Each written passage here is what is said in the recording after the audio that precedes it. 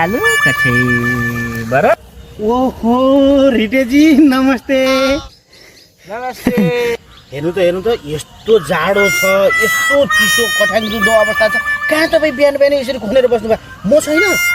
बिहान पृथ्वी किन हल्लियो भने त यो नेताजीको बखमभाषी कुरो सुन्नलाई पो हल्लिया रहेछ। होइन फेरि तपाईँलाई के चाहिँ आइलाग्यो है?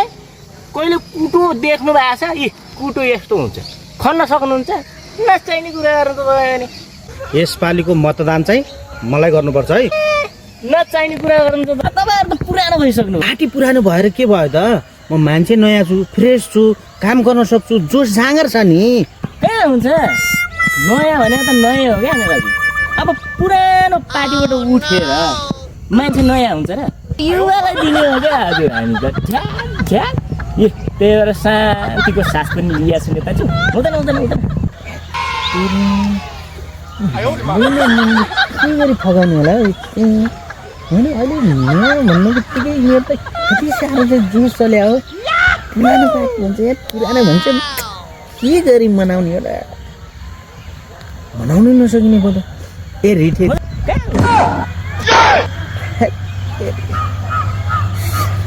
ल अरू कुरा मलाई थाहा छैन रिटेजी। तपाईँले मलाई मतदान जसरी पनि गर्नुपर्छ यति बेला म ढुक्क छु। म तपाईँको लागि जहिले तयार छु है। ल ल म अहिले जाँ। नेताजी मान्ने भयो कि जस्तो लागेको। रिटेजी भन्नुहोस् त, अब तपाईँ तयार हुनु पनि होइन भोट हाल्नलाई? सुन्नुहोस् नेताजी, हुँदैन भने चाहिँ हुँदैन, आफ्नो गर्नुहोस्। नयाँलाई नै हो हान्ने त।